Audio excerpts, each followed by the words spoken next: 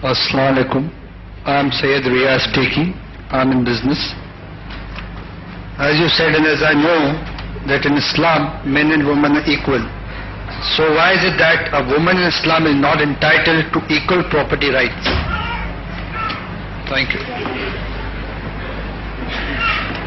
Brother posed a question that I said that in my lecture that economical rights of women and men are equal.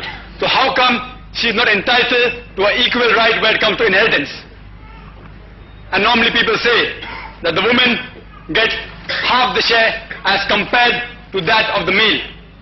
The answer to this question is given in the Qur'an, in Surah Nisa, chapter number 4, verse number 11 and 12, which gives the guidelines how the inheritance should be divided.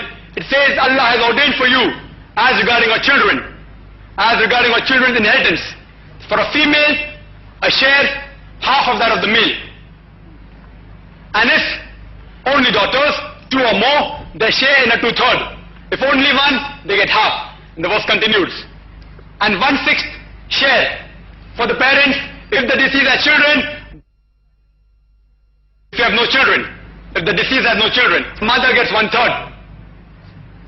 If the deceased has brothers and sisters, mother gets 1/6.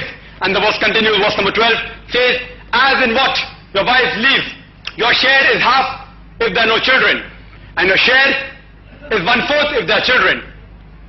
As in what you leave for your wife's share is 1/4 if there are no children, and 1/8 if there are children. In short, most of the time, the female gets half the share of the male counterpart, but not in all cases.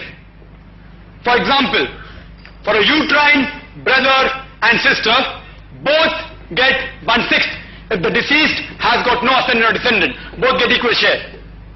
If the deceased has got no children, both mother and father get equal share of 1/6. And in certain cases, if the person who has died is a lady who has got no children, the husband gets half, the mother gets 1/3, and the father gets 1/6. That means there are cases in which the woman even gets double than that of the male counterpart. That the mother gets double than that of the father. But I agree with you, in most of the cases, the female gets half the share as compared to the man, where it's considered to daughter and a wife. But the answer to this is that since man is held responsible for the financial aspects of the family, and in order not to do injustice to the man, Allah has given a higher share to the man as compared to the woman. Otherwise, we'll have to have a lecture on the rights of men. I'd like to give you an example.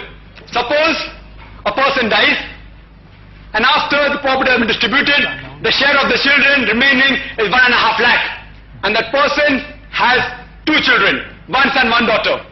According to the Islamic Sharia, the son gets 1 lakh rupees and the daughter gets 50,000 rupees. But out of the 1 lakh rupees, with the son deceased, he has to spend maybe the majority of it on looking after his family. Maybe 80,000 of 1 lakh he has to spend on looking after the family.